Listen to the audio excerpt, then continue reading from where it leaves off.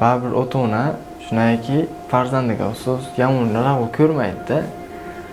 Lekin men ularni shu ba'zi bir xato qilganman, ba'zi bir o'sha payt qattiq gapirib qo'ygan joylarim bo'lganda. Ota-onangiz siz uchun qilgan fidoyiliklarining qanchasini qaytara oldingiz shu paytgacha? Shu masalan joyga kelganda qattiq gapirib xafa qilaman, onamni ayniqsa. Yoki ko'p telefon qila olmay qolaman, dars bilan ovora bo'lib ba'zi payt dadamga umuman telefon qilmay qo'yaman. Afsuslanardim shu. Qanday bo'ladi? Men uchun masalan uydagilarni yaxshi ko'rsam ham doim o'zlariga ayta olmayman. Lekin ora-orada bo'ladi. Masalan, ichki ishlar litseyiga kirganimda 2 marta xursand bo'lganini ko'rganman-da dadamni. Ichki ishlar litseyiga kirganimda bu o'g'il litseyga kirdi, ichki ishlarga kirdi. Xudo katta odam bo'ldi, vazir bo'ldi. Xursand bo'ldim. O'g'lim rahmat senga, rahmat aytdi. Menga rahmat aytdi. Yo'q, masalan qanaqa qildim?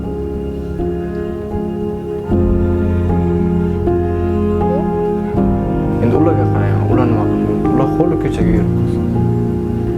Ularda agar yo'l tutganimda men ham shu bitta maqsadga erishmasdan ko'chaga yurgan bo'lardi. Agar ota-onamning izlaridan ketdi, ona o'zir o'qib, yaxshi bir nasib bo'lsa, yurist bo'laman. Va ularni inshaalloh etishni istayman o'zimning kuchim bilan va keyin oyimlarga qora jantira yoqadi, uni minishni istaydilar. Birinchi bo'lib so'z onamni borib qattiq quchoqlardim. Shu onamni qanday desam, farzand shunaki onamni hidini hidlamasa, uje qanday bo'lmaydi-da menga.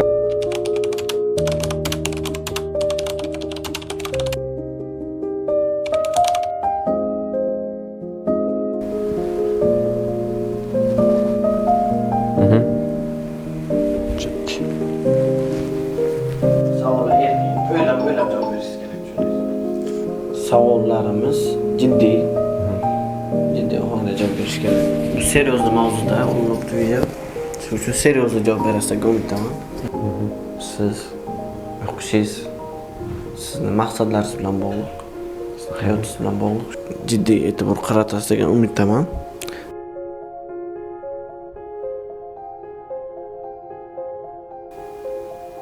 Birinchi savol.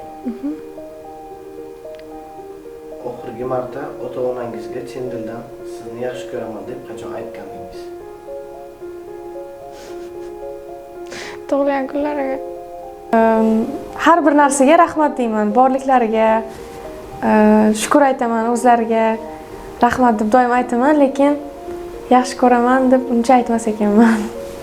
Shu holat bo'ldi kecha yaqinda.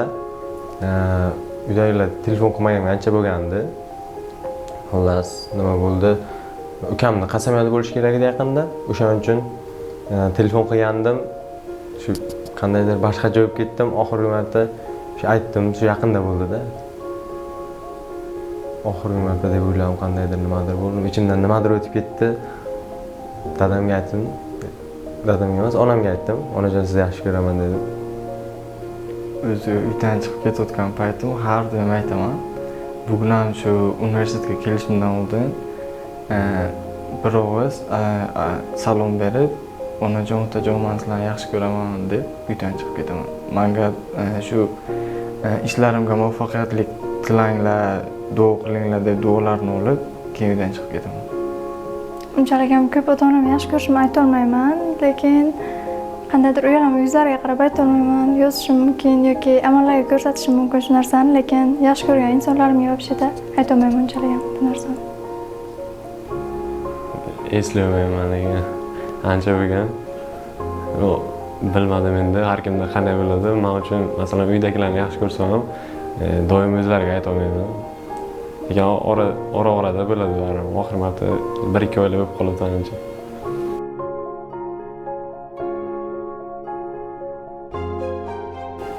Agar ertaga ular yoningizda bo'lmasa, bugun qilmagan qaysi ishingiz uchun afsuslanasiz? Ular oldimda bo'lmasami? Endi hamma ham orzu qiladi endi ota-onasiga hajga borish yoki umra ziyoratiga borishdi. Endi shu armon bo'lib qoladigan narsa shu bo'lsa kerak bitta.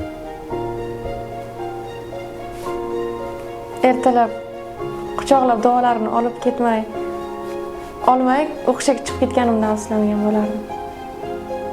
Yo'l uchun hozir o'qishda biza ular bilan ko'p vaqt ajratib birga bo'lolmayman, alam qiladi shu. Hajga yuborish, misol odam o'zining orzu niyatlari bo'ladi. Ota-ona baribir qiyin-da. Hamma ishga ular tayanch, ularsiz hech qaysi ishimiz bitmaydi. Afsuslanadiganimiz shu, masalan, joyga kelganda qattiq gapirib xafa qilaman, onamni ayniqsa. Yoki ko'p telefon qilolmay qolaman, dars bilan ovora bo'lib, ba'zi payt dadamga umuman telefon qilmay qo'yaman. Afsuslanardim shu. Ularni umidlarini birinchi bo'lib qoldirishdan. Chunki ota-onani ishonchidan chiqish, umidini yo'qotish bu qattiq narsa-da. Qattiq gapirib bo'laman, qattiq gapirmayman, nimadir gapirsalar agar yo'q deyman, o'jarlik qilaman, jiqlik qilaman, o'shalarni qilishimga pushaymon bo'laman qilganimga. Men oldlarda bo'lmaganim uchun keyin ularga yaxshi ko'rganimni aytolmaganim uchun afsuslangan bo'lardim.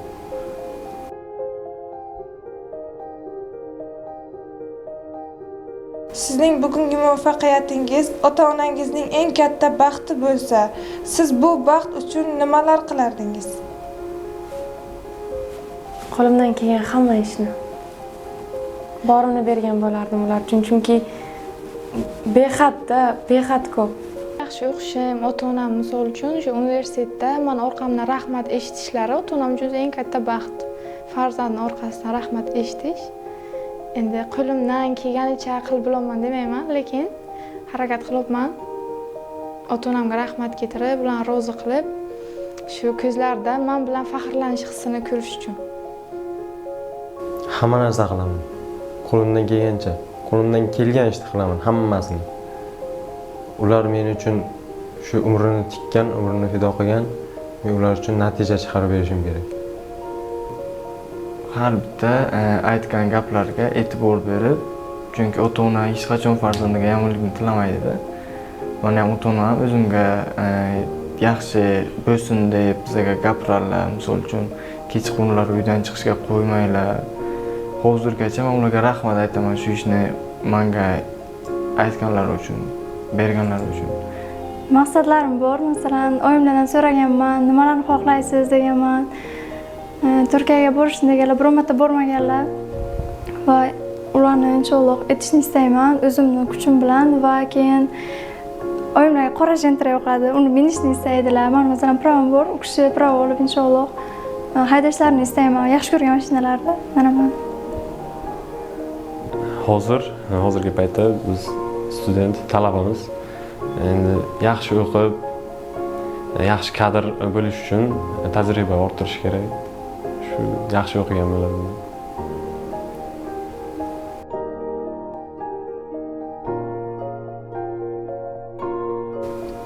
Natijalaringizni ota-onangiz mehnati bilan solishtirilsa, siz bu mehnatiga yarasha harakat qilyapsizmi? To'g'risini aytadigan bo'lsam, 80% qilyapman, 20% qilyapman.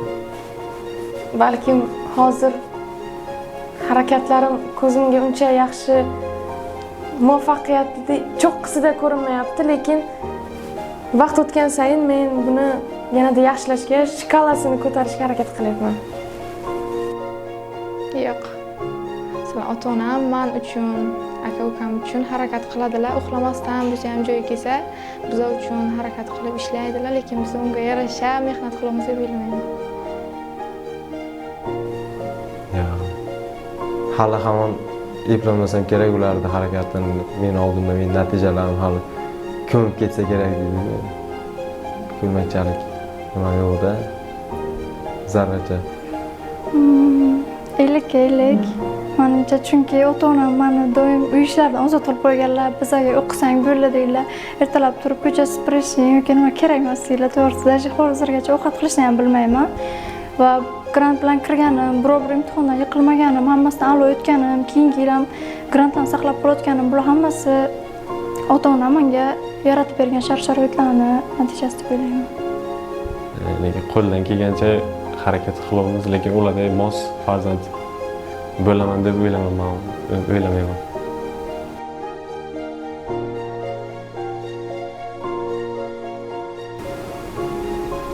Bugun qilayotgan tanlovlaringizdan kelajakda afsuslamaysizmi? Yo'q, men birorta ish qilgandan keyin umuman afsuslanmayman. Hamma narsani bir paytda qaror chiqarib, unga afsuslanmaslikka harakat qilaman. Masalan, o'qishga kirgan paytimda ham yo'nalishim bank bo'lgani uchun ham shuni tanlaganman. Umuman afsus qilmayman. Yo'q deb o'ylayman. Chunki ko'p qaror chiqarishda ota-onam bilan maslahatlashaman. Ularsiz ko'p ishga qo'l urmayman. Yo'q, afsuslanmayman, chunki men to'g'ri yo'ldaman. To'g'ri davlatimizga xizmat qiladigan yo'nalishda, ya'ni yurisprudensiya sohasida o'qiyapman hozirgi kunda. Kelajakda bundan ham yuqori marralarni erishish niyatim bor. Yo'q. To'g'risini aytadigan bo'lsam, yo'q.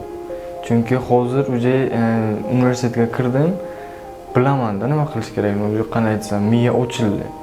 Qarayapman, nima bor, nima yo'q, nima maqsadimga erishish uchun qanaqa rejalarim bor, qanaqa rejalarim yo'q, qo'limdan nima keladi, nima kelmaydi, nimaga qattiq harakat qilishim kerak. Hozir misol uchun kompyuterxona, shu har xil joylar, ko'ngil xushini o'tkazadigan joylar, ularga uje vaqt yo'q-da.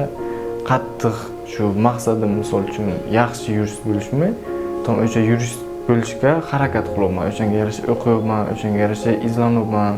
Ba'zi bir o'sha qattiq katta yuristlarni o'sha intervyularni, maqsadlarni qanday bunchalik darajada eshitganlarini ko'ryapman. Menimcha afsuslanmayman.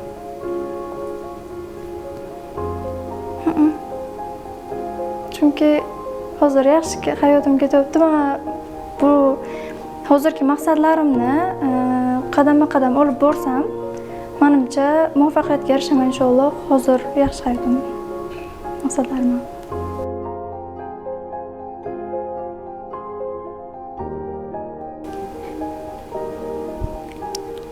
Ota-onangiz orzu qilgan farzand bo'la oldingizmi? Menimcha ha deb o'ylayman. Ota-onam orzu qilgan farzand bo'ldim menimcha, o'zimni. O'ylashim bo'yicha endi. Ha, lekin bu yetarli emas deb o'ylayman. Endi uyimdagilarning fikri qanday bilmadim, lekin men o'ylaymanki, hali bu natijaga yetishmadim. O'zim uchun yo'q. Ota-onam baribir har qanaqa holatimda men bilan faxrlanadilar. Baribir qizim deydilar. Lekin ota-onam orzu qilganchalik bo'lim deb o'ylamayman. Yomon savol berdingiz. Menimcha ha. Hozircha yo'q, lekin balkim ular mendan faxrlanarlar, lekin men hozirgacha faxrlanadigan ish qildim deb o'ylamayman. Lekin kelasi 5 yillikda menimcha men ismimni aytsalar faxr bilan gerdayib turadilar deb o'ylayman. Yaqin 5 yillikda.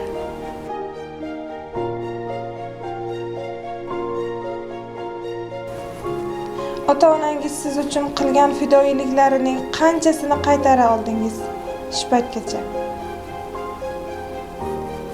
Balkim 30, balkim 40%dir. To'la qaytarganim yo'q. Menimcha ular qaytarib bilganim yo'q. Endi Taxminan 20%larini qilgan bo'lsam kerak. Fidoyiliklarni dengiz desak-da, tomchisini ham qaytarganim yo'q. Hozirda ota-onam fidoyiliklari uchun hozir 10dan birini ham qaytara olmadim deb o'ylayman men.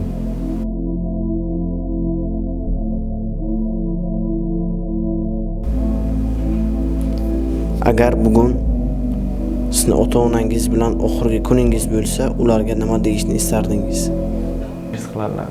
agar oxirgi kunim bo'lsa, har bittalarini o'sha onamni ham, otamni ham o'zlariga urib, hitlab, qattiq quchoqlab, "Men seni yaxshi ko'raman" degan bo'lardim.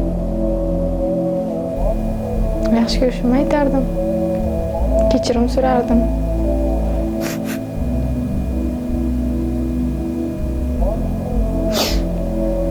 Qilgan xatolarim uchun, xafa qilganim uchun, ularga arziydigan farzand bo'lolmayotganim uchun.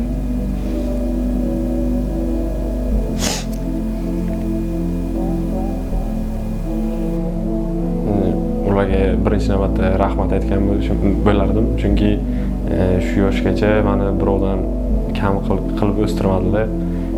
Yaxshi ko'rishimni aytardim. Shu Oxirgi kunim bo'lsa, otajon, onajon, men sizni yaxshi ko'raman. Butun boyligim hammasi siz ikkalangizsiz deb aytgan bo'lardim. Rahmat.